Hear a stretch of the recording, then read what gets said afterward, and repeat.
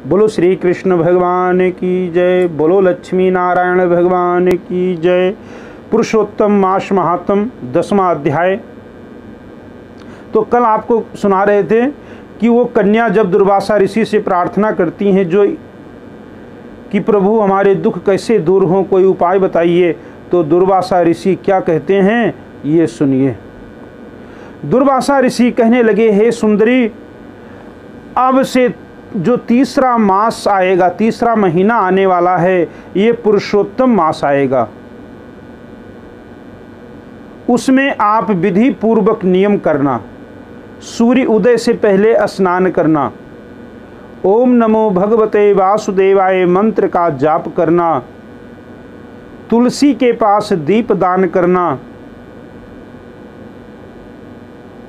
इस जंगल के फल को तोड़कर आप दान करना, जो भी आपके पास है उसे श्रद्धा भाव के साथ दान करना, क्योंकि पुरुषोत्तम मास के तुल्य कार्तिक आदि बैसाख आदि कोई मास नहीं है।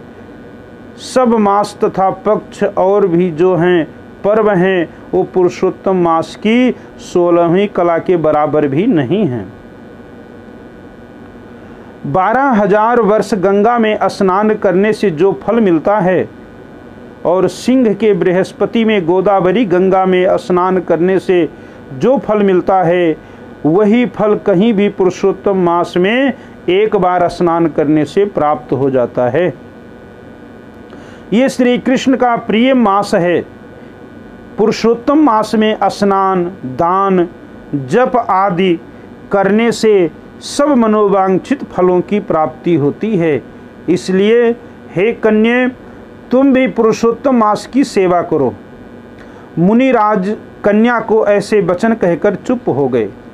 श्री कृष्ण भगवान कहते हैं कि हे अर्जुन, मुनि के वचन सुनकर भावों से प्रेरित होकर वो मूढ़ बाला क्रोधित होकर बोली कि हे ब्राह्मण, मुझको आपके वचन ठीक नहीं लगे, क्योंकि माघ का महीना कितना पवित्र है और वो कैसे थोड़ा फल देने वाला है। कार्तिक मास को कैसे आपने थोड़ा कहा है फल देने वाला। क्या सेवा किया हुआ बैसाख मास इच्छित फल नहीं देता? ये तो मल मास सब कर्मों में निंदित है। हे मुनिराज, सूर्य संक्रांति से रहित मल मास को आप कैसे श्रेष्ठ कह सकते हैं? इस प्रकार क्रोध से कहे गए ब्राह्मण की पुत्री के वचनों को सुनकर ऋषि का शरीर जलने लगा तथा क्रोध से नेत्र लाल हो गए, परंतु फिर भी मित्र की कन्या को श्राप नहीं दिया और सोचने लगे कि कन्या मूर्ख है, अपने हित अहित को नहीं जानती।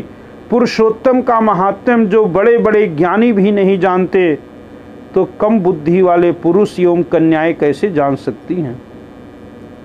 और ये बिना पिता की कन्या है, दुख रूपी अग्नि से जलती है, मेरे अत्यंत उग्र श्राप को कैसे सहन कर सकेगी? ऐसे उत्पन्न हुए क्रोध को दूर करते हुए तथा स्वस्थ होकर व्याकुल कन्या से कहने लगे। दुर्वासा ऋषि उस कन्या से कहते हैं कि तू दुखी और नादान है, इसलिए तेरे पर मेरा कुछ भी कोप नहीं है। जैसा तेरे निर्भाग्य मन में हो वैसा ही कर, और जो कुछ होने वाला है वो सुन। मैं कहता हूँ, तुमने जो पुरुषोत्तम मास का अनादर किया है, इसका फल इस जन्म या अगले जन्म में तुम्हें अवश्य ही भोगना पड़ेगा। क्योंकि तेरा पिता मेरा मित्र था, इसलिए मैं तुमको श्राप नहीं देता हूँ कि तू बालक है तथा अपने शुभ और अशुभ को नहीं पहचानती। तेरा कल्याण हो, मैं तो नारायण की सेवा में जाता हूँ।